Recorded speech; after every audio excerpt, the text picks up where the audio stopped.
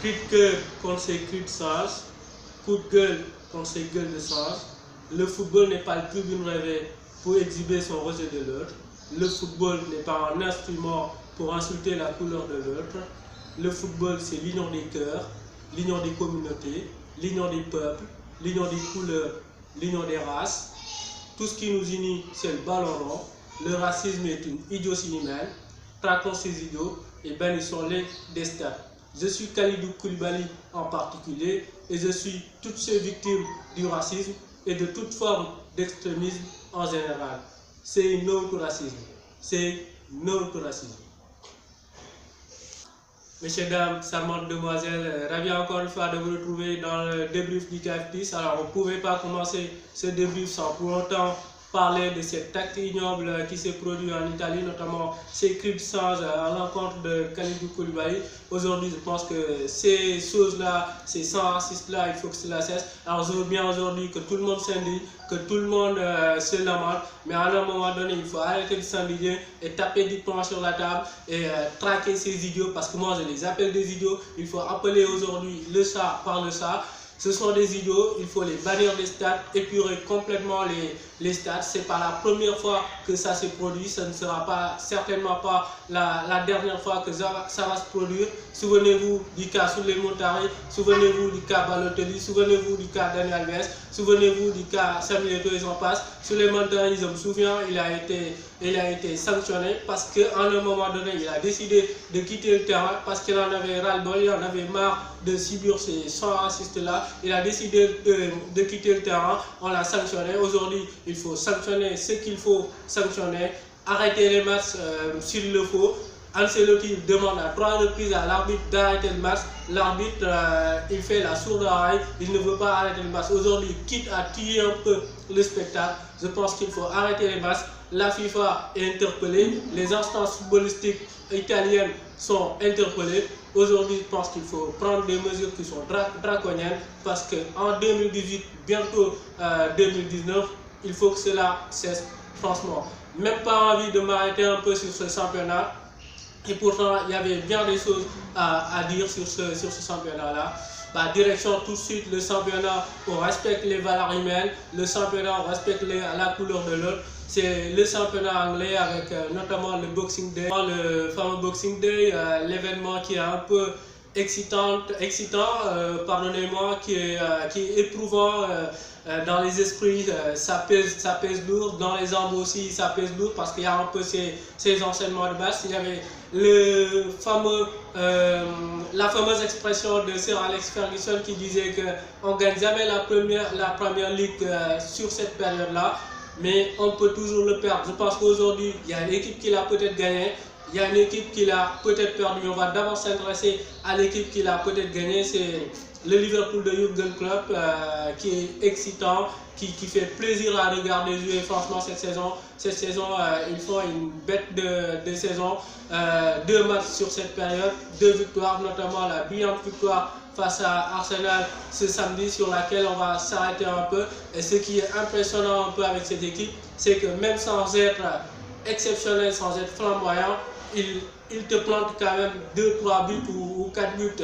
Le match face à Arsenal par exemple, qu'on se le dise clairement, c'était pas la meilleure première période de Liverpool. Et pourtant, ils ont mis 4 buts à Arsenal.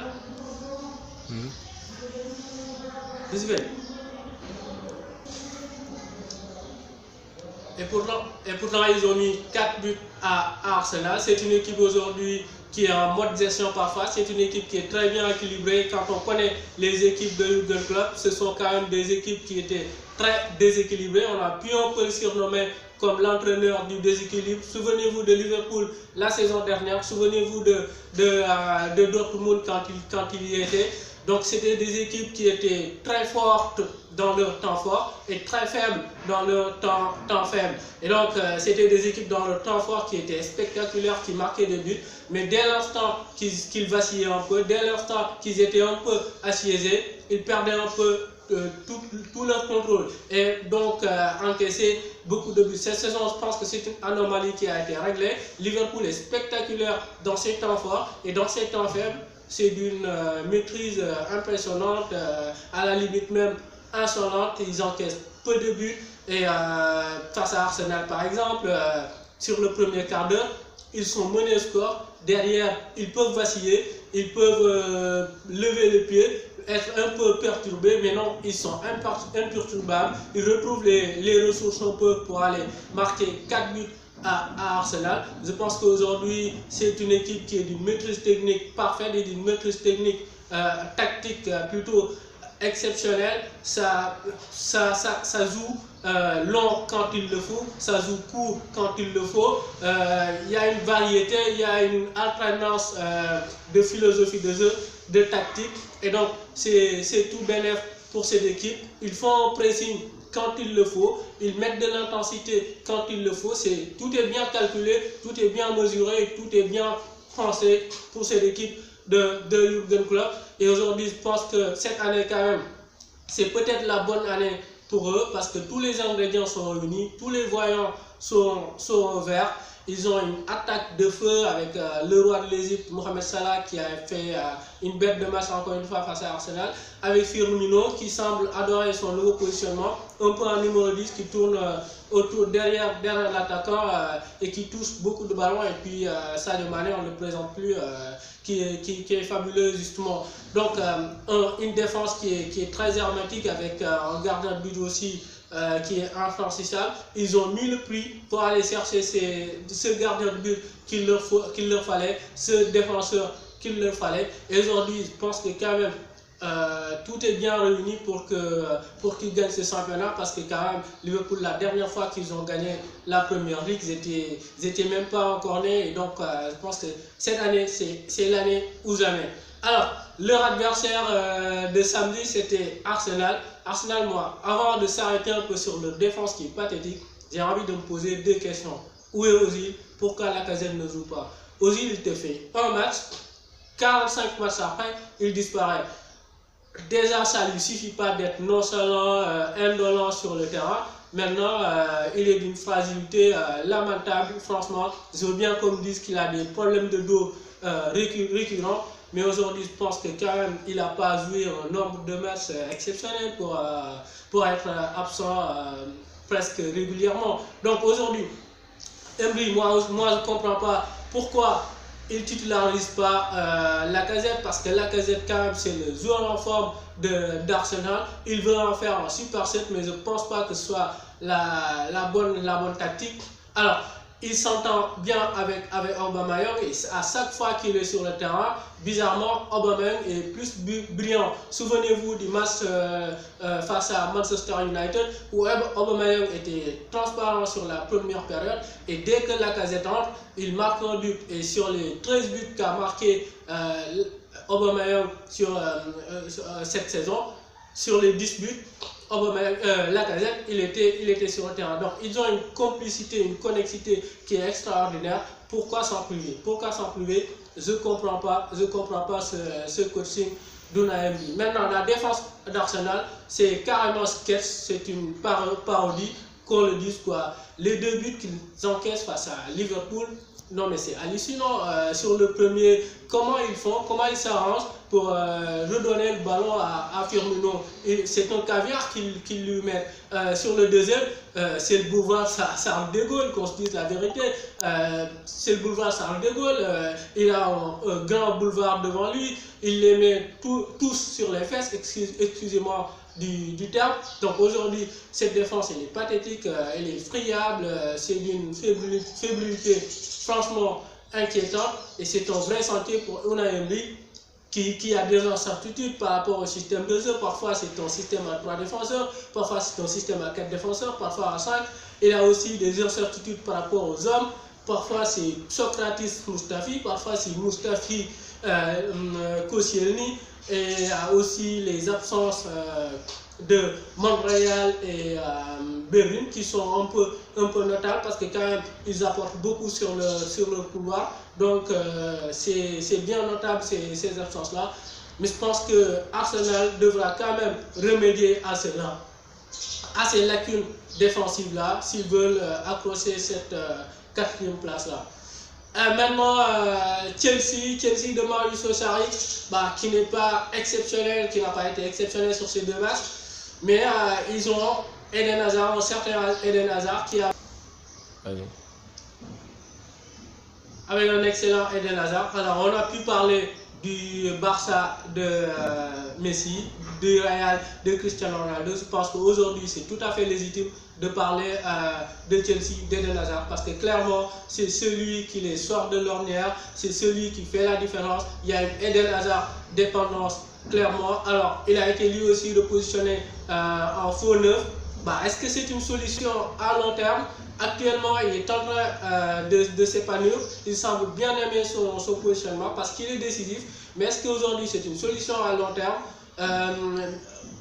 Je suis pas totalement sûr. Mais juste que les attaquants de l'équipe, que ce soit Giroud, que ce soit Morata, ils ne font pas l'affaire. Giroud, il marque 2 buts. 2 buts signalés en position d'hors-jeu. C'est un peu l'ironie de l'histoire. Il est un peu maudit. Morata, à chaque fois qu'il joue, c'est clairement une sève. C'est un pitre, Morata. Donc aujourd'hui, je pense que Chelsea va devoir quand même aller chercher un vrai numéro 9. Parce que Eden Hazard, numéro 9, face à des équipes qui sont recroquevillées, qui sont regroupées, je ne pense pas que ça soit la bonne solution. Maintenant, ça part bien parce qu'actuellement, il marque ses buts et Chelsea gagne sans être exceptionnel. En étant laborieux, il gagne des points. Mais maintenant, il faudra aussi leur niveau de jeu dans les prochains matchs. Alors, Manchester United de Paul Pogba. Paul Pogba qui s'extasie en ce moment, qui plante but sur but. 3 matchs en ce moment. 4 buts, 3 passes décisives, quand on sait que sous l'ère Mourinho, c'était simplement 14 matchs et simplement 3 buts. C'est un joueur aujourd'hui qui est libéré, qui ne joue plus avec le couteau à la gorge, qui est complètement métamorphosé. Il a été repositionné en un poste de numéro 10, c'est lui qui tourne autour de l'attaquant. Et il semble bien aimer aussi son positionnement. Il a moins de fantaisie dans son jeu, il joue plus simple. À chaque fois qu'il reçoit le ballon, il lève la tête et il donne des diagonales formidables. Donc aujourd'hui, je pense que c'est quelqu'un qui s'épanouit carrément parce que Ole Gunnar Solskjaer, il a compris un peu le traitement qu'il fallait adopter à Paul Pogba, c'est-à-dire cette calinothérapie dont je vous parlais, cet affect qu'il fallait lui administrer un peu. Donc aujourd'hui, je pense que Manchester United est sur les bons rails. Alors, moi, je ne suis pas dans ces considérations, dans cette optique de dire que c'était que cette équipe, bien vrai que c'était que Bournemouth en passe, c'était que Huddersfield, c'était que, comment ça s'appelle, Cardiff. Ils faisaient tellement de matchs qu'ils avaient ressenti cette joie de jouer, cette joie de gagner des matchs et parfois même avec la manière que je n'ai pas envie de les manquer de respect. Mais maintenant force est de constater quand même que c'était des équipes de seconde zone et maintenant on attend le vrai Manchester, le vrai renouveau de Manchester face à un Go. Il y a un Tottenham-Manchester qui arrive bientôt. On saura si vraiment il y a un renouveau, si vraiment Manchester est redevenu un autre Manchester. Alors, l'autre Manchester qui a repris ses galons, c'est Manchester City, qui a vécu sa pure série depuis des années, parce que quand même c'est 3 défaites sur les 5 derniers matchs. Et franchement, ils se sont bien ressaisis face à Southampton, match qu'ils ont gagné et qu'ils ont maîtrisé de bout en bout presque. Alors, il y a des explications à cette mauvaise passe que traverse Manchester City, parce que je pense que quand même aujourd'hui on loue beaucoup la profondeur de banc de Manchester City. On dit tout le temps que c'est une équipe XXL qui a un effectif de monstres, mais on oublie que parfois, aussi interchangeable que peut être un effectif, il y a toujours des pions, il y a toujours des joueurs qui sont indispensables à un système. Et je pense notamment à Fernandinho qui est un peu l'équilibre de cette équipe, parce que c'est un peu le Sergio Busquets du FC Barcelone. C'est lui qui est présent dans les premières relances, c'est lui qui est présent dans les sorties de balles. On a un peu pu remarquer son apport, tout son rendement face à Southampton. parce qu'il a été présent dans la récupération de balles, dans les interceptions et surtout dans les premières relances. Et il a une belle passe. C'est un joueur aujourd'hui qui a un vrai panoplie. Et donc, son absence se fait ressentir forcément.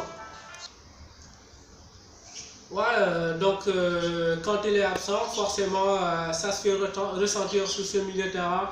Alors, David Silva aussi, quand il est absent, forcément, ça a un impact sur la qualité de jeu de l'équipe, parce que David Silva, qu'on le dise, c'est le gardien de la philosophie de Pep Guardiola à Manchester City. C'est un peu la clé de voûte de cette équipe. Et donc, c'est l'artiste, c'est le maître à jouer, c'est celui qui fait jouer les autres. Et quand il est absent, forcément, donc ça se fait ressentir. Benjamin Mendy, avec tout son apport offensif, tout son apport défensif, ses décalages, sa qualité de centre, c'est pas pareil que d'avoir un Delph sur le côté qui offensivement n'apporte quasiment rien. Défensivement, parfois il fait des matchs qui sont pathétiques. Moi je me souviens de plusieurs matchs la saison dernière où City a perdu des points un peu à cause de Delph. Regardez un peu le match face à Leicester, c'était un match pitoyable où c'est un peu couronné par un carton rouge. Et donc, il y a aussi Kevin De Bruyne qui revient de blessure, mais qui a court de rythme, qui a des appréhensions, qui rate beaucoup de passes, voilà, qui n'a pas encore retrouvé son vrai niveau. Face à Southampton, c'était un milieu de terrain qui a été un peu... Voilà, c'était le milieu de terrain de cette saison, le milieu intérimaire avec notamment Bernardo Silva, qui a parfaitement géré l'intérim en l'absence de Kevin De Bruyne. Et donc, on a tout de suite vu la différence entre un milieu de terrain, Bernardo Silva, David Silva et Fernand Mignon, et un milieu de terrain entre Gundogan, Stones et justement Bernardo Silva. C'est pas le même rendement, c'est pas la même qualité technique, c'est pas la même maîtrise technique, c'est pas les mêmes courses, c'est pas le même apport en tout cas. Et donc il y aura ce Manchester City Liverpool jeudi prochain. Moi j'ai hâte d'y être parce que ce sera franchement le match du titre, qu'on le dise, sera le match du titre. Si Liverpool gagne face à Manchester City, on peut tout de suite dire que Liverpool aura gagné ce championnat. Si City perd, basta la Première Ligue, allez vous concentrer un peu sur la Ligue des Champions. Et donc ce sera un match qui sera décisif pour cette saison. City n'a pas intérêt à se louper. Et bien voilà, c'était un peu le débrief de ce Boxing Day. Bonne année à tous, que cette année soit joie et bonheur pour tout le monde. On a été ravis de vous servir pendant toute cette année. On se retrouve en 2019 pour une nouvelle année, pour une nouvelle aventure.